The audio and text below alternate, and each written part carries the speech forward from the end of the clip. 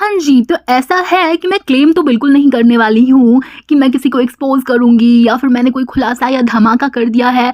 हाँ, मैं गॉसिप ज़रूर करूँगी, जो कि मुझे मिली है अपनी प्यारी बिटिया रानी के ब्लॉग को देखकर ही, और उन्हीं तथ्यों के ऊपर हम बात करेंगे जो कि इन्होंने खुद ही हमको दिखाया। और ऐसा है कि वो बात खुलासा है या नहीं है, बाकी आप लोग उस बारे में क्या सोचते हो आप लोग ज़रूर बताना। लेकिन एक बात की गारंटी मैं ले सकती हूँ, मज़ा बहुत आने वाला है। और उसके बाद ये भी हो सकता है कि आप लोगों को ऐसा लगे या फिर इस बात का जवाब मिल जाए, मुझे ऐसा कहना चाहिए कि ये जो ब्लॉगर्स हैं जो लैक्स में व्यूज पाते हैं, वो हम जैसे अदना से 1000 व्यूज वाले छोटे लोगों से, अम्माओं से काहे घबराते हैं। चलो जी, तो कमेंट्स पढ़ना शुरू करते हैं। तो इन्होंने लिखा है, दामाद को क्रेडिट दे दो, दिमाग लगा के काम करवाना भी एक टास्क है। बेटी आपको तो अच्छे से पता होगा, जब आपने लगाया था दिमाग तो क्या हाल हुआ था आने के बाद। हाँ जी, अब इसको मैं थोड़ा सा एक्सप्लेन कर देती हूँ कि इन दिनों जो मेरी प्यारी बिटिया है ना, वो इस प्रकार से दामाद जी के ऊपर झपट्टा मारती हुई दिखाई देती है, उनको ताने मारती हुई सुनाई देती है कि वही सारा काम करवाती हैं। तो ये कोई नई बात है क्या? नहीं ना, पहले भी वो क्लेम कर चुकी हैं कि 1.5 रोटी वही लाती है इस घर के लिए, ठीक है, बाकी आधी रोटी का इंतजाम दामाद जी करते हैं। बहुत लायक है मेरी बेटी। हाँ, नहीं तो ऐसी छोटी छोटी बातों को आप लोग माइंड मत किया करो, भोले भाले मनुष्यों। वैसे ये वाला कमेंट तो मेरी बिटिया को दिखाई भी नहीं देने वाला है, ठीक है, और ना ही इनके जो चाहने वाले कौन बोल रहा है भाई, चाटुकार, चाहने वाले, ठीक है, वो इस कमेंट की तरफ इनका ध्यान आकर्षित नहीं करवाएंगे। बाकी आपस की बात है कि 200 लोगों ने ना इसको लाइक भी कर रखा है, तो इसका तात्पर्य तो यही हुआ ना बालिके कि इतने सारे लोग अपनी सहमति जता रहे हैं इस वाले कमेंटवा के साथ। हैं क्या कहते हो? लेकिन सब हेटर है। हाँ, नहीं तो वैसे एक ना कहावत है, या पता नहीं क्या बोलेंगे इसको, क्या है, लोग कहते हैं कि बिल्ली अक्सर ना आंख बंद करके दूध पीती है और उसको लगता है कि उसको कौनो नहीं देख रहा है, लेकिन बिल्ली ये भूल जाती आंखें सिर्फ उसकी बंद है। हाँ जी, तो अब हम कदम बढ़ाते हैं अपने अगले कमेंटवा की ओर। तो वो कुछ इस प्रकार है, बेटी चाहती है मेरे छोटे छोटे काम को अप्रिशिएट किया जाए, लेकिन दामाद जी के काम को भी अप्रिशिएट नहीं कर, जबकि दूसरों से काम करवाती बता के। हाँ, नहीं तो इसको पूरे 123 लोगों ने लाइक कर रखा है। सही बात है भाई, नहीं सही बात नहीं, ये बिल्कुल ही गलत बात है। आपकी हिम्मत कैसे हो जाती है यार, इतनी प्यारी सी भोली भाली सी नारी जो है ना, नहीं भोली भाली तो नहीं है, प्यारी बहुत है बेबी, उसको कैसे आप लोग टारगेट कर सकते हो इतनी बातें कर। और ये घटना कब घटित हुई, कब देख लिया आपने? फालतू में ही चले आते हो हेट फैलाने। आपको ये नहीं बोलेगा कि ब्लॉग में जो देखा वही तो लिख रहे हैं, ना, ये सब मुंह माया है। जो मेरी बिटिया बोले वही सच होता है, बाकी कोई मुंह खोले तो वो हेटर होता है। अच्छा, मेरे दिमाग में एक बात आ रही है, एक्चुअली कुछ लाइन्स आ रही है, तो मैं तो सुना के ही मानूंगी। तो वो इस प्रकार है, डब्बे में डब्बा डब्बे में अचार, अरे डब्बे में डब्बा डब्बे में अचार, अभी गाली देने आते होंगे भौजी के, सॉरी बिटिया के चाटुकार। हाँ, नहीं तो चाटुकारों को ना यार अलग ही चुला है यार। आप किसी के फैन होते हो ना, तो आप थोड़े से पार्शल होते हो उसको लेके, इसमें गलत कुछ नहीं है, लेकिन इसका मतलब ये थोड़ी ना यार कि कोई अगर उसको कॉल आउट कर रहा है, कोई सही को सही गलत को गलत कर रहा है, या फिर ये भी मान लेते हैं कि किसी को अगर वो इंसान नहीं पसंद, वो इन्फ्लुएंसर नहीं पसंद जो आपको पसंद है, बस मान लेते हैं, बाकी ऐसा कुछ है नहीं, ठीक है। तो भी आपके पास क्या राइट है भाई साहब, क्या आप आके एकदम उसको गाली कर दो? और इन लोगों को ना बहुत अच्छे से पता है कि रिएक्शन चैनल वाले क्या बोलेंगे, किस टॉपिक के ऊपर वीडियो होने वाली है, पॉडकास्ट होने वाला है, फिर भी इनको आना होता है, पूरा पॉडकास्ट सुन के जाना होता है, और जाने से पहले गलियाना होता है। अब ऐसे लोगों को चोमू नहीं बोलेंगे तो क्या बोलेंगे गाइस, आप लोग बताना कमेंट सेक्शन में। कई बार ना ऐसे लोगों की गालियां पढ़ के मुझे ऐसा लगता है ना कि ये इनके फैंस नहीं होते, ना ही चाटुकार होते हैं, ये कुछ अलग ही लेवल का खेला खेल रहे होते हैं कि हम जाएंगे रिएक्शन चैनल वालों को ऐसा गलियाएंगे कि रिएक्शन वाले और धूमताना करके बिल्कुल जलजले से भरा हुआ रोस्ट बनाएंगे, और फिर ये लोग मस्त एकदम नाचेंगे गाएंगे। इस प्रकार का इनका कोई इंटेंशन होता है, ये कहने के लिए सिर्फ फैंस होते हैं मे बी। हाँ, और ये वाली थ्योरी कुछ लोगों के ऊपर एप्लीकेबल है, तो कोई भी उड़ता हुआ तीर नहीं लेना, ठीक है। हाँ जी, तो अब हम लगाने वाले हैं दौड़ अगले कमेंट की ओर। तो वो इस प्रकार है, हर वक्त बकवास करती है ये, काम कुछ नहीं करती, जिस तरह की हरकतें हैं इसकी बच्चा संभालेगी, ये ओवर एक्टिंग की दुकान है।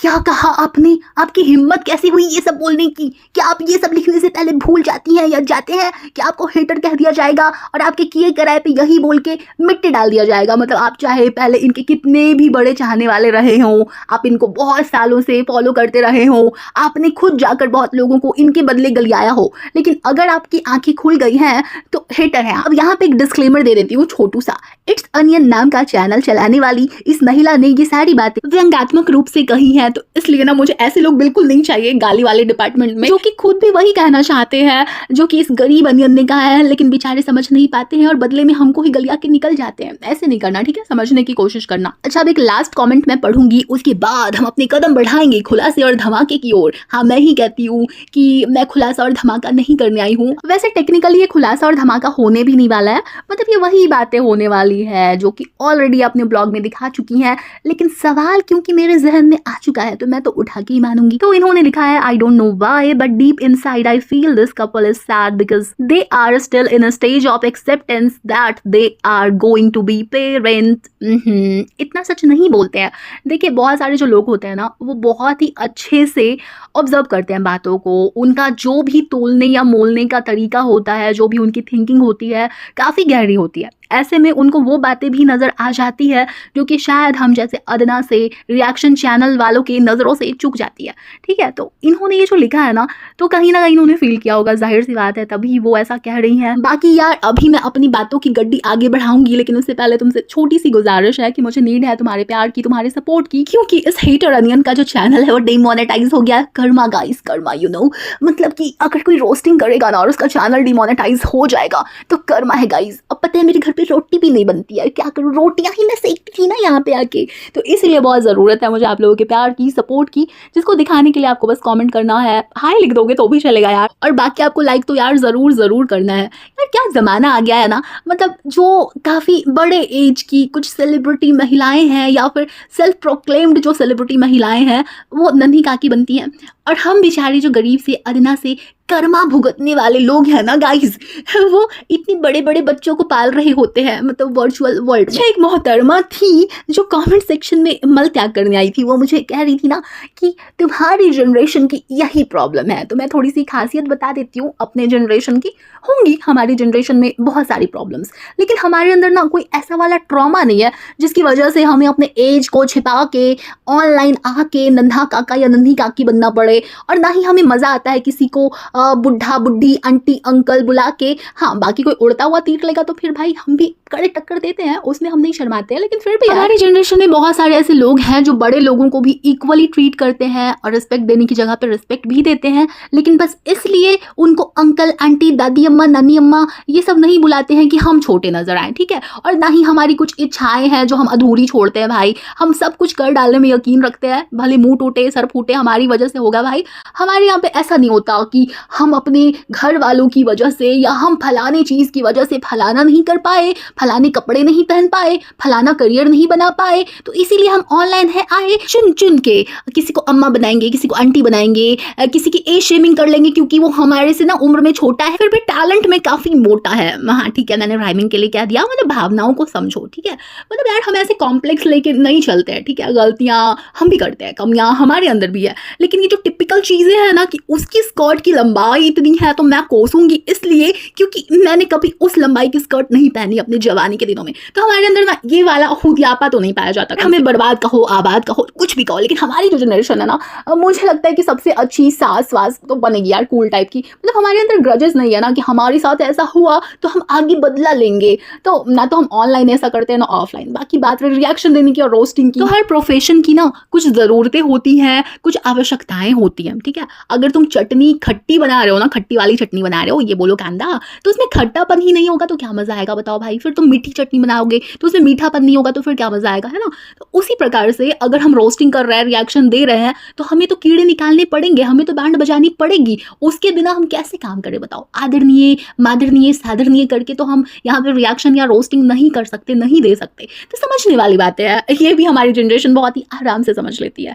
तो मैं अपने इस वाले भाषण को समाप्त करना चाहूंगी कबीर जी के एक दोहे के साथ, जो कि मैंने पहले भी आप लोगों को सुना रखा है, जो कि इस प्रकार है, बड़ा हुआ तो क्या हुआ जैसे पेड़ खजूर, पंथी को छाया नहीं फल लागे अति दूर। हाँ जी, तो लास्ट में ना एक और बात कहना चाहूंगी, वो इस प्रकार है कि घमंड तो यार ना तो रावण का टिका, ना ही उसके सोने की लंका टिकी, फिर मैं कोई बड़ा इंसान या फिर कांदा की क्या ही औकात है, क्या कहते हो। देखो, तो पंचायत कर लेते हैं डम्भावना बिटिया के बारे में। तो देखो यार, इन दिनों ना उसका जो कंटेंट चल रहा है ना, वो ऐसा चल रहा है, ऐसा चल चल रहा है, ऐसा चल रहा है, बेबी के लिए कवर्ड ले ली, बेबी के लिए शॉपिंग, बेबी के लिए शॉपिंग की लिस्ट।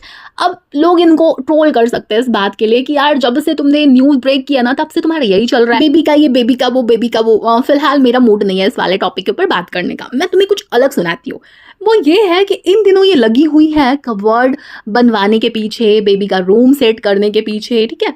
लेकिन मेरे कुत्ते दिमाग में एक सवाल आया है, फिर से एक बार आया है कि ये जब इस घर में शिफ्ट हुई थी, भाई इन्होंने ही बताया अपने ब्लॉग में, मैंने इनके कान में जाकर कुछ बोला नहीं और ना ही इन्होंने बदले में मेरे कान में कुछ बताया है, तो इन्होंने अपने ब्लॉग में ही दिखाया, मैं उसी की चर्चा कर रही हूं। फीमेल बेबी ने हमें बताया अपने पति देव के साथ मिलके कि इस घर में शिफ्ट होने का हमारा इरादा यही था कि हमें ज़्यादा स्पेस चाहिए था बेबी के लिए। हमें 7-8 महीने पहले गुड न्यूज़ मिल चुकी है, 7 साढ़े 7 महीने पहले, और इसलिए हम चाहते थे कि हमारा घर बड़ा हो, स्पेस हो यहाँ पे बराबर ना। भाई इन्हीं लोगों ने कहा था, ठीक है।